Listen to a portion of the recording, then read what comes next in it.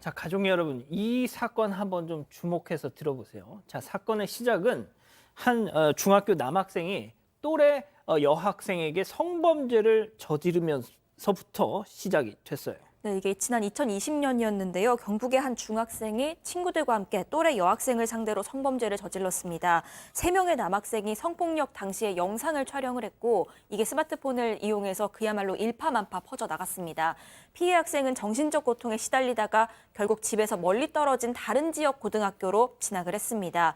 피해 학생 측은 합의도 거절을 했고요. 가해 학생은 피해 학생에 대해서 접근 금지 처분을 받은 상태였습니다. 위력에 의한 유사간음, 음란물 제작 배포 이런 혐의로 지난해 2월에 불구속 상태에서 재판에 넘겨졌습니다. 결국 이 사건도 피해자가 결국 전학을 갔습니다. 예. 자, 아무튼 이 범행 내용을 들어봤더니 되게 악질적이에요. 자, 양 변호사님. 그런데 이제 가해 학생이 이 전문 상담 교사에게 상담을 받았다면서요? 자, 이게 자세히 들으십시오. 시청자 여러분들, 주어가요. 가해 학생입니다. 피해 학생이 전문 상담 교사의 상담을 받은 게 아니라 가해 학생이 전문 상담 교사의 상담을 받았고요. 실제로 이 교사는 해당 교육청의 상담 전문 교사가 맞고요. 그 지역의 학교폭력대책위원회 위원이기도 합니다. 그런데 정작 이 사건과 관련해서 피해자와 직접 관련 있는 지역은 아니었고요. 자신이 맡은 일도 아니었다라고 합니다. 다만 가해 학생의 어머니하고 아는 사이였다라는 거예요. 그러면서 가해 학생하고 피해 학생이 합의를 주선해 주겠다고 나섰다는 겁니다. 그걸 왜 자기가 해요? 그러니까요. 자, 그거 자체가 문제예요. 예, 지금부터 그러면 왜 그런 건지 좀 합의를 주선한다. 아니, 그걸 왜 자기가 그러니까 이제 일단 그 이 사건과도 관련도 없고 또 관할도 아닌 그 상황에서 가해 학생의 어머니하고 친분이 있다. 그런데 본인이 합의를 종용하고 주선을 하겠다. 이제 어떻게 보면 오지랖이 넓은 거죠. 내가 해결해 줄 수 있다. 뭐 이런 식으로 얘기를 한 것 같은데 자기 신분을 내세워가지고 피해 학생이 다니는 학교에다가 전화를 합니다.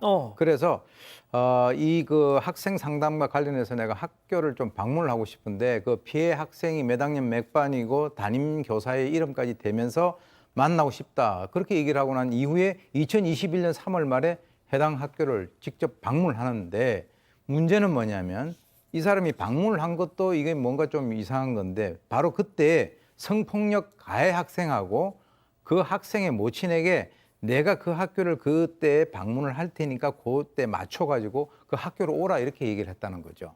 이거는 아주 심각한 문제가 이제 발생이 됩니다. 자, 대구교육청의 상담교사니까 박 변호사님. 네. 그 피해 학생이 다니는 학교를 가겠다라고 지금 통보를 했잖아요. 그렇죠. 자, 그런데 대구교육청에 사람이 온다? 학교에서는 막 딱 아주 얼마나 긴장을 하겠어요? 교육청 상담교사가 온다고 하니까 뭐 학교에서는 어쩔 수 없이 오라고 하고 뭐 사건 내용도 사실 뭐 파악하고 있는 것처럼 봤기 때문에 오라고 했던 걸로 보입니다. 근데 이제 문제는 앞서도 좀 얘기를 했지만 이 사건 관련된 이 사건 뭐 파악도 못했을 분들 이 사건의 상담교사가 아니거든요. 그냥 소속만 그 교육청이 소속일 뿐이지 관련자가 아님에도 불구하고 본인이 이제 지목을 하면서 피해 학생을 좀 만나고 싶다. 또 밖에 지금 가해 학생하고 가해 학생 어머니가 와 있는데 가해 학생이 좀 극단적인 어떤 선택을 좀 생각하고 있는 것 같아서 그게 걱정돼서 왔다. 그래서 피해 학생이 원한다면 만나서 사과를 시키고 싶다라고 하면서 피해 학생하고의 만남을 이 상담교사가 이 건도 아니지만 이 상담교사가 적극적으로 요구를 했습니다. 이건 그래서 어떻게 됐어요? 그런데 다행히도 담임교사가 굉장히 놀라서 일단 상담교사의 이런 요구를 거절했습니다. 이렇게 가해 학생 측이랑 같이 그 담임 돌아가라. 선생님 진짜 대단하시네. 네, 이렇게 요구를 하면서 다행히도 이 담임교사가 중간에 잘 막아선 덕분에 피해 학생과 가해 학생이 접촉하는 일은 없었습니다. 그리고 나서 이 담임교사는 즉각 피해 학생의 부모에게 이러이러한 일이 있었다고 알렸고요. 이 피해 학생 부모도 충격을 받고 곧장 상담교사에게 전화해서 항의를 했고 또 상담교사를 경찰에 신고하고 교육청에도 민원을 제기했습니다. 이 일로 피해 학생이랑 가족들 모두 불안감과 정신적 고통을 호소해야 했습니다. 자, 아까 박 변호사님 소개해 주신 그 얘기 있잖아요. 가해 학생이 극단적인 선택을 생각하고 있어서 위험해서 이 걱정, 지금 가해 학생 걱정할 때입니까 지금? 예? 자, 세 번째 사건 체크포인트 짚어보죠. 사과하고 싶어 하길래 이게 무슨 소리예요? 그러니까 도대체 왜 그러셨어요? 라고 물어봤더니 아니 가해 학생이 사과하고 싶어 해서 내가 그 만남을 주선하려 한 거고 그 사과하고 싶어 한다는 얘기를 그 담임 선생님, 피해 학생 담임 선생님한테 전달한 것뿐인데 이게 어떻게 피해자에 대한 2차 피해가 되느냐. 이거 부당하다라고 그렇게 얘기를 했고요. 얘기하신 것처럼 가해 학생이 힘들어하니까 혹시라도 뭐 극단적인 선택을 하면 어떡하냐. 그 부분을 막으려고 한 거고 이게 피해 학생의 피해 실질적인 회복에도 도움이 될 거라고 그렇게 얘기를 하신다는 거예요.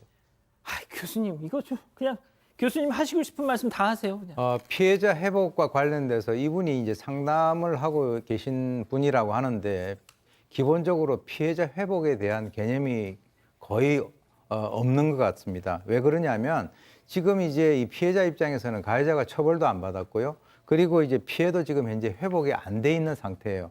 그런데 찾아와서 그것도 혼자 온 것도 아니고 그 가해자와 어머니를 갖다가 오라 그래가지고 물론 뭐 안 만났긴 했습니다만은 만약에 용서를 안 해주면은 제가 극단적인 선택을 할 수도 있어라고 이렇게 얘기를 했다라고 하는 것에 대해서 본인이 이게 2차 가해가 아니다라고 그렇게 생각을 했다면 지금까지 상담이라든가 이런 것이 어떤 개념 하에서 이렇게 이루어졌는가를 갖다 잘 이해하기가 힘들고요. 또 특히 이제 준비되지 않는 그런 피해자에 대해서 화해해, 용서해줘 이렇게 얘기하는 것은 피해자에게 추가적인 상처를 입히는 행동이라고 하는 것은 사실 피해자 회복 단계에 개입을 하는 모든 선생님들이 기본적으로 알고 있는 내용인데 너무 제가 봤을 때는 나갔다 이렇게 봅니다. 자, 대구교육청 상담교사라고 했잖아요. 대구교육청에서는 이걸 듣고서 가만히 있었어요? 네, 일단 교육청 측은 해임 처분을 내렸습니다. 이 관련 대응 매뉴얼상 2차 가해 행위에 해당한다라고 밝혔고요. 위기 학생을 보호하기 위해서 배치된 전문 상담교사 및 학폭위원으로서 성실 의무 또 품위 유지 의무 위배했다라고 지적을 했습니다. 그런데 이 상담교사가 여기에 불복해서 소청 심사를 청구했습니다. 하지만 이 청구도 기각이 됐고요. 그런데 이 교사는 소청 심사 기각되니까 곧바로 소송을 제기했습니다. 하하, 소송까지. 그렇죠. 자신이 당한 해임, 징계 처분이 좀 가하다고 지금 해서 재판을 이제 제기를 했었는데 1심 재판부는 이 상담 교사의 태도를 좀 지적을 합니다.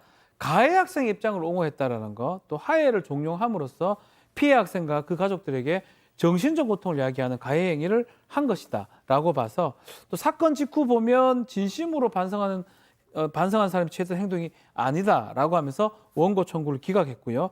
이게 되니까 해당 교사가 판결에 불복해서 항소를 했는데요. 항소심도 2차 피해에 대한 책임이 명쾌 어렵다고 하면서 그 주장을 받아들이지 않고 결국은 패소를 한 것입니다. 자, 2심까지 패소.